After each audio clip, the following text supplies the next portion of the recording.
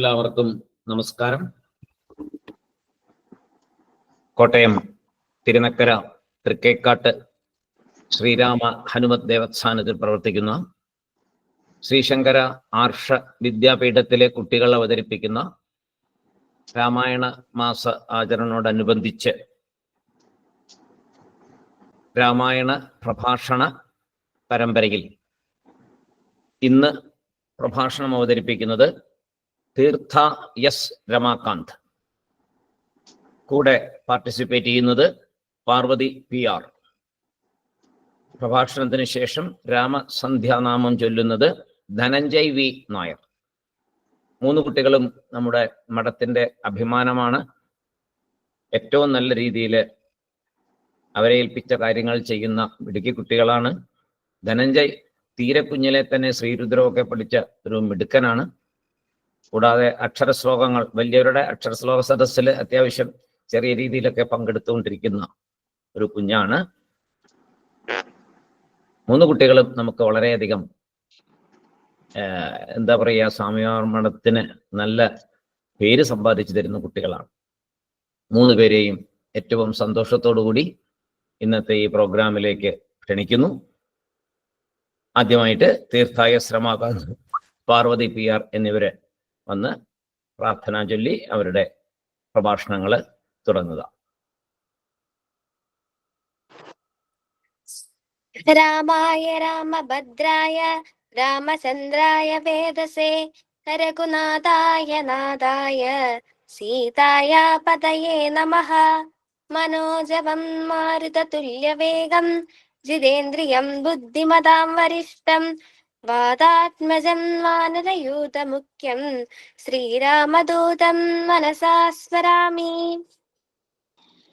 രാമായ രാമഭദ്രായ രാമചന്ദ്രായ വേധസേ രഘുനാഥായ നാഥായ സീതായ പദയേ നമഃ. മനോജവം മാരുതതുല്യവേഗം ജിതേന്ദ്രിയം ബുദ്ധിമതാം വരിഷ്ഠം വാതാത്മജം വാനരയൂഥമുഖ്യം ശ്രീരാമദൂതം മനസാ സ്മരാമി. എല്ലാവർക്കും നമസ്കാരം. മാരീചൻ എന്ന സ്വർണമാനിനെ കൊന്ന ശേഷം രാമലക്ഷ്മണന്മാർ പർണശാലയിൽ എത്തിയ ശേഷം അവിടെ എന്താണ് സംഭവിച്ചത്? സീത ഒറ്റയ്ക്കാണല്ലോ. സീതയ്ക്ക് വല്ല ആപത്തും സംഭവിക്കുമോ? ഇവിടം മായാവി രാക്ഷസന്മാരുടെ സ്ഥലവും കൂടിയാണല്ലോ എന്ന് വിചാരിച്ച് വളരെ വേഗം പർണശാലയിലെത്തി ശ്രീരാമനും ലക്ഷ്മണനും സീതയെ അവിടെ കണ്ടില്ല. പല പ്രാവശ്യം ഉറക്കെ സീതേ സീതേ എന്ന് വിളിച്ചിട്ടും മറുപടി ഒന്നും കേട്ടില്ല. അവർ 2 പേരും വളരെയധികം പരിഭ്രാന്തരായി അവിടെയെല്ലാം അന്വേഷിക്കാൻ തുടങ്ങി. വിപുലമായ കാട് മുഴുവൻ അരിച്ചു പെറുക്കിയിട്ടും സീതയെ കാണാനായില്ല.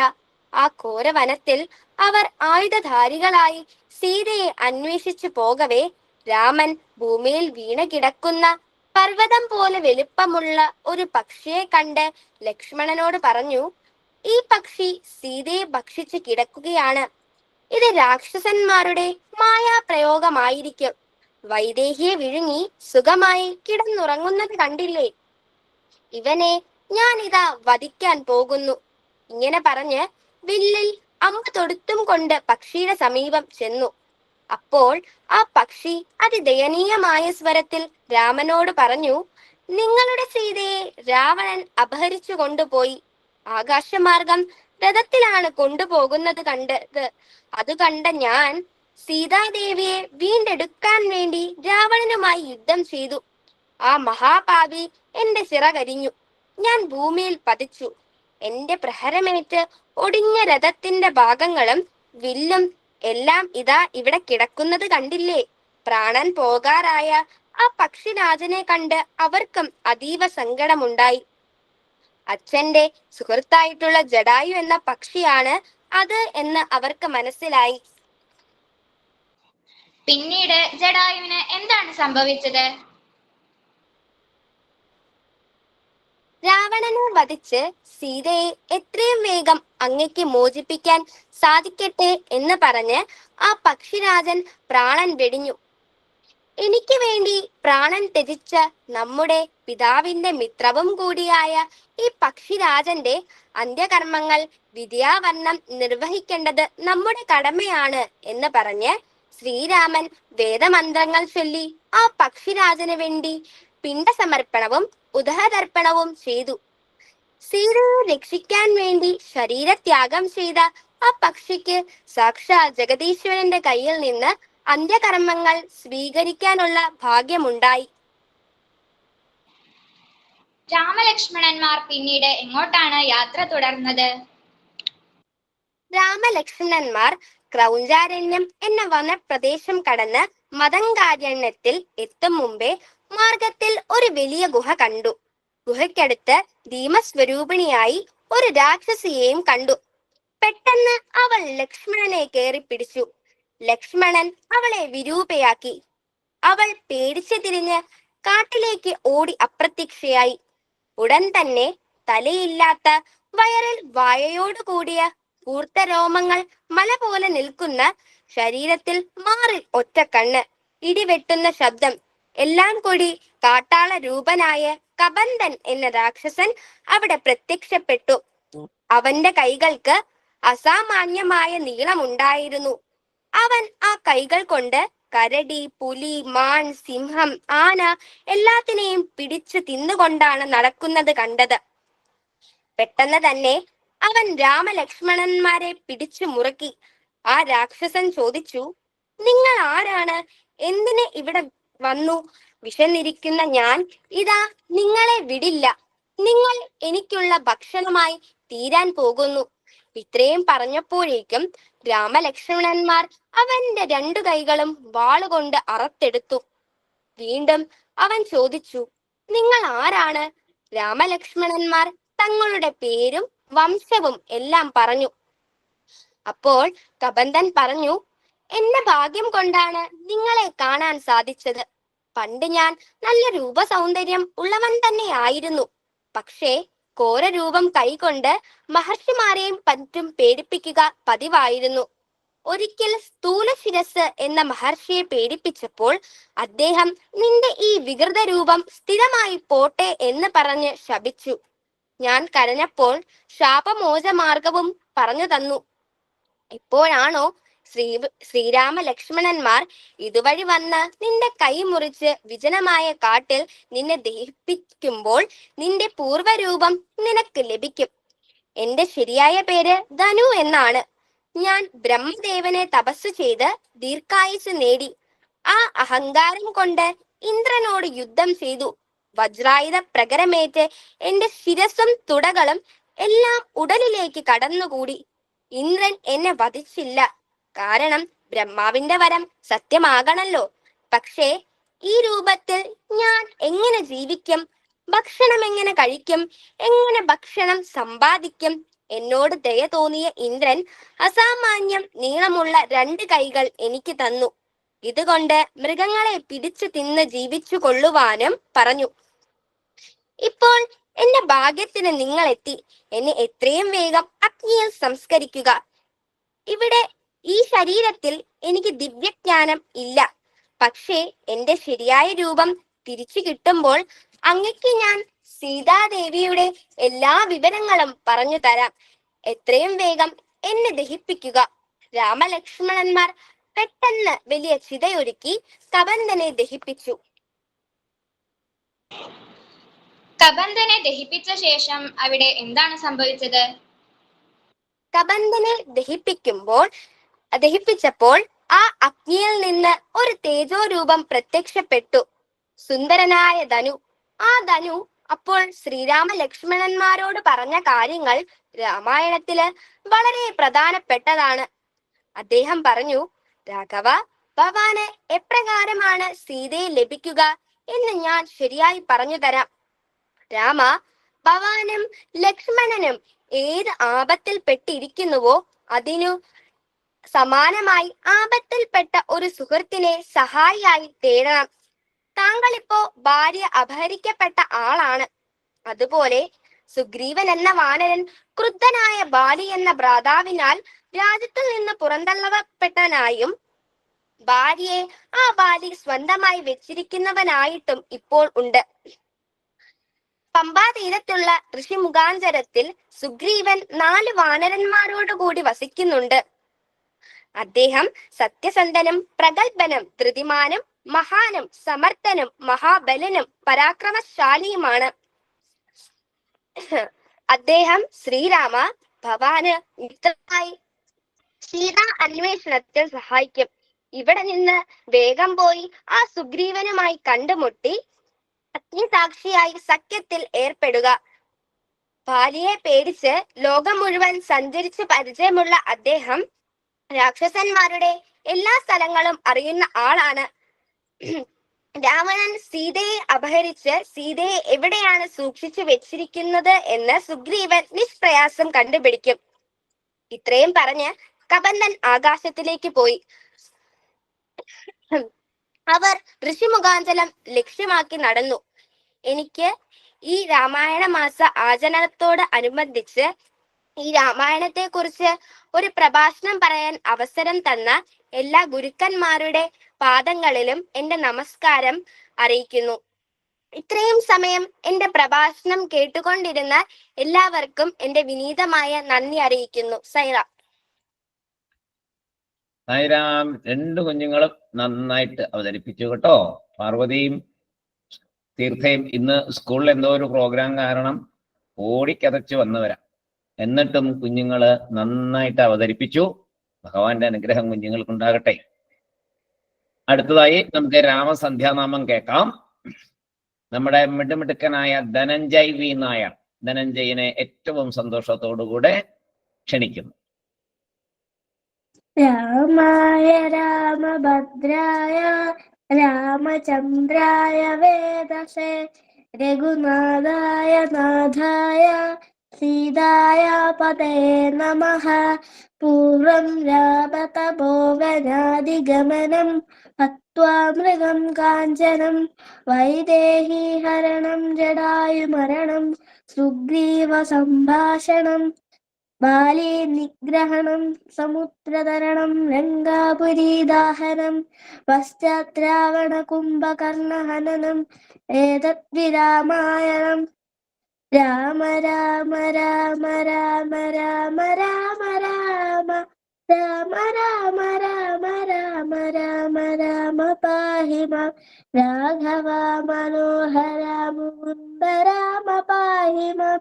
രാവണാന്തക മുകുന്ദ രാമ രാമ പാഹി മാം. ഭക്തിമുക്തിദായക പുരന്ദരാതിസേവിത ഭാഗ്യവാരിതേ ജയ മുകുന്ദ രാമ പാഹി മാം. ദീനതകൾ നീക്കി നീ അനുഗ്രഹിക്ക സാദരം മാനവാശികാമണേ മുകുന്ദ രാമ പാഹി മാം. നിഞ്ചരീതമോതുവാൻ നിലവിലോർമ്മ തോന്നണം പഞ്ചസായ കോപമ മുകുന്ദ രാമ പാഹി മാം.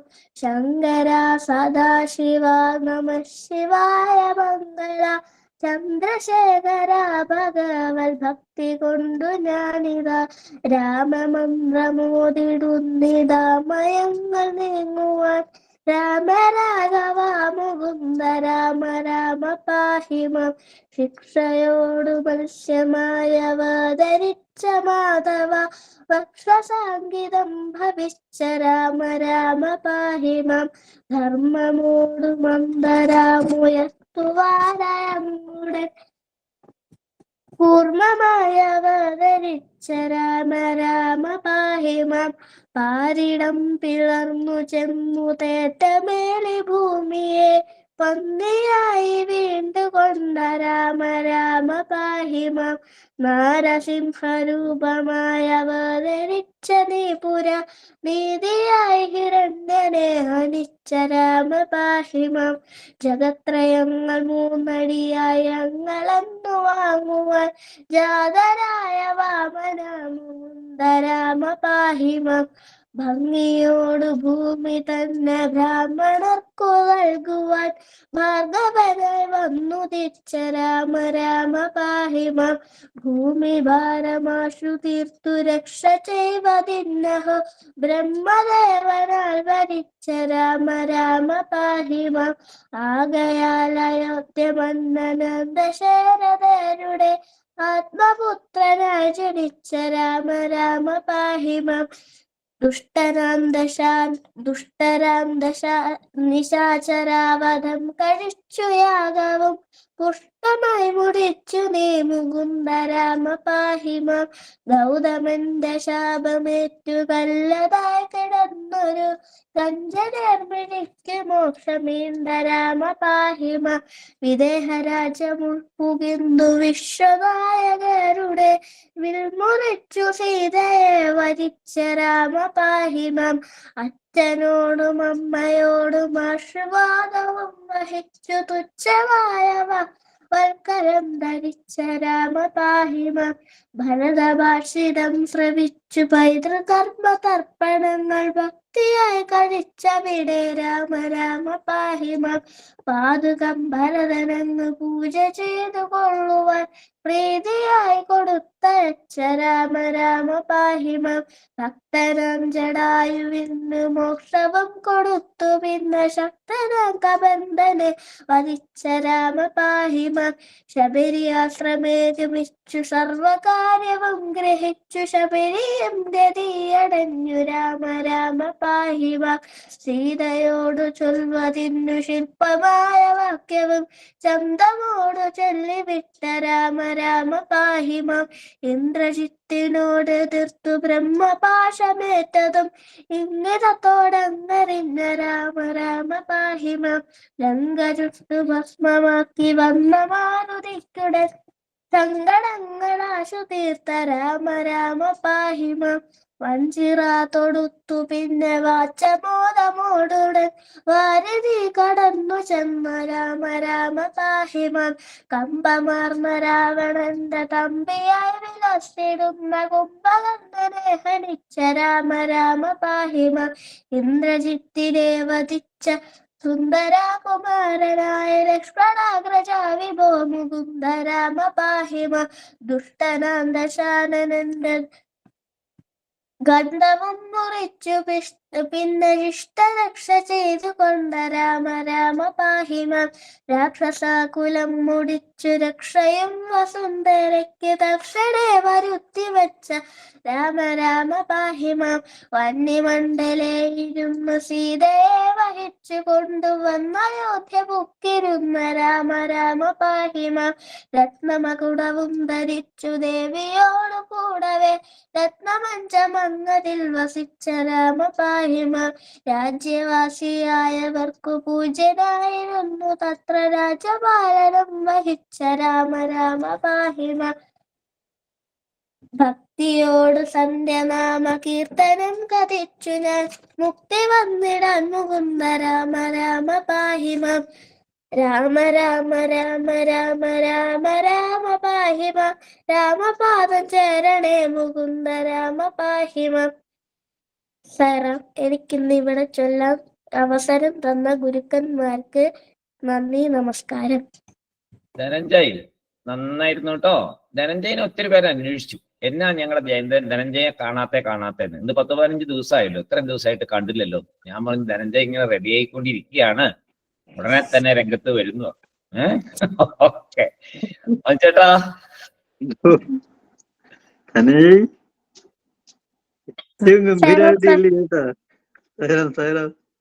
നന്നായിരുന്നു കേട്ടോ. രാമായണം മുഴുവൻ തന്നെ ചൊല്ലി കേൾപ്പിച്ചു. മറ്റവരൊക്കെ കുറേശ്ശെ പറയുന്നുള്ളു, ഇല്ലേ? ശരിയല്ലേ?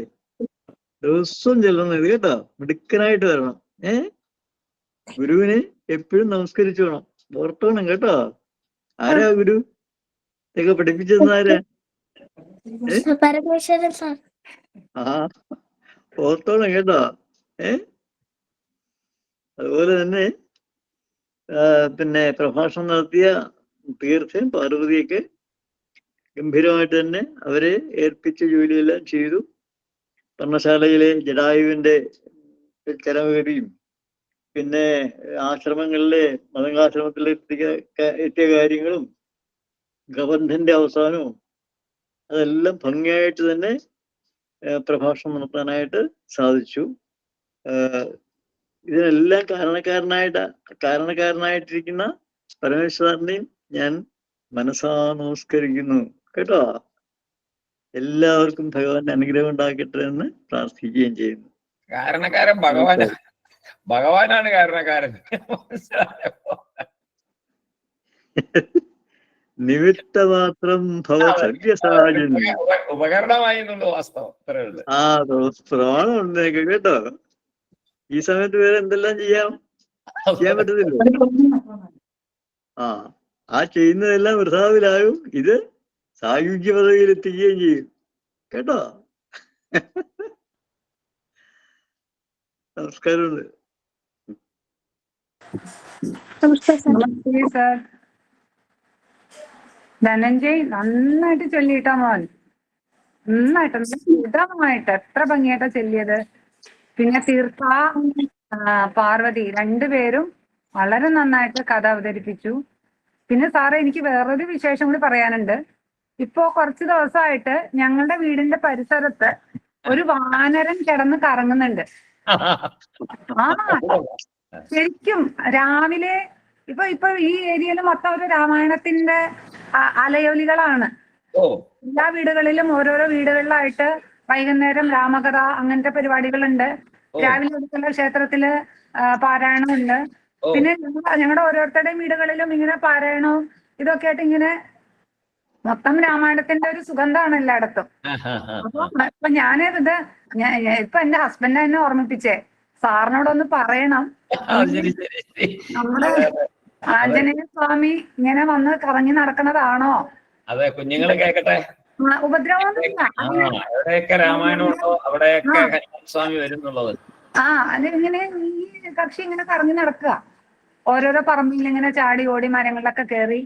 ഞങ്ങളുടെ ഈ ഒരു 3-4 കോമ്പൗണ്ട് നിറയെ മരങ്ങളുള്ള സ്ഥലമാണ്. അപ്പൊ ഇദ്ദേഹത്തിന് നല്ല കോളാണ്. പിന്നെ ഓരോരോ വീട്ടിൽ എന്തെങ്കിലുമൊക്കെ ഭക്ഷണ സാധനങ്ങളും കിട്ടും. അപ്പൊ ഇങ്ങനെ നടക്കാണ് പുള്ളി. ഈ ഹനുമൽ സാന്നിധ്യം രാമശബ്ദമുള്ളിടത്തെല്ലാം ഉണ്ടാവും എന്നുള്ളത് സത്യമാണ്. നിരവധി ഉദാഹരണങ്ങളും ഒക്കെ ഒരുപാട് സ്ഥലത്തുനിന്ന് ഇങ്ങനെ പിന്നെ ഉണ്ടായിട്ടുണ്ട്. അതുകൊണ്ട് നിങ്ങള് രാമായണത്തിന്റെ അന്തരീക്ഷം അവിടെ ഉണ്ടാക്കിയെടുത്തു എന്നുള്ളതിന് പ്രത്യക്ഷമായ തെളിവാണത് കേട്ടോ. ഒരു സംശയവും വേണ്ട. നല്ല വിശ്വാസമുണ്ട്. ഞങ്ങളുടെ കുറെ അനുഭവങ്ങളുണ്ട് ഇദ്ദേഹത്തിന്റെ ഒരു അനുഗ്രഹത്തിന്റെ കുറെ അനുഭവങ്ങളുണ്ട്. കുരങ്ങനായിട്ടൊന്നും നമ്മൾ അധിക്ഷേപിക്കുകയൊന്നും ചെയ്യേണ്ട. ആഞ്ജനേയ സ്വാമിയുടെ സാന്നിധ്യമാണ്, ഒരു സംശയം വേണ്ട.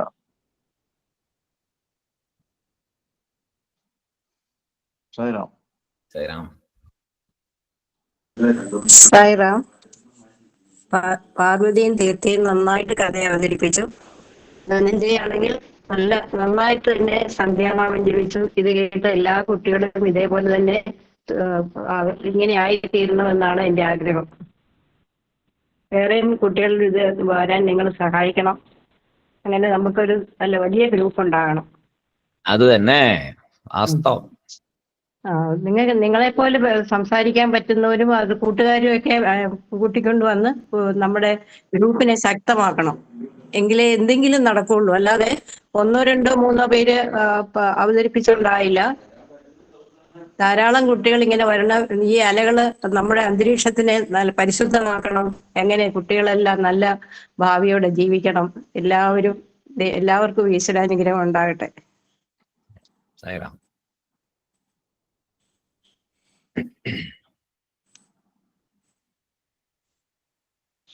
നമുക്ക് നാളത്തെ പ്രോഗ്രാം നോക്കാം.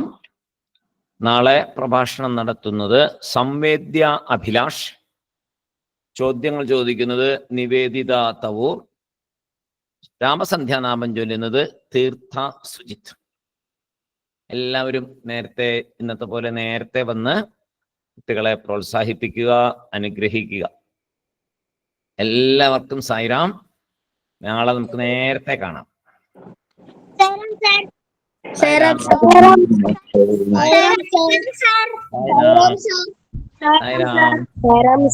സായിരാം.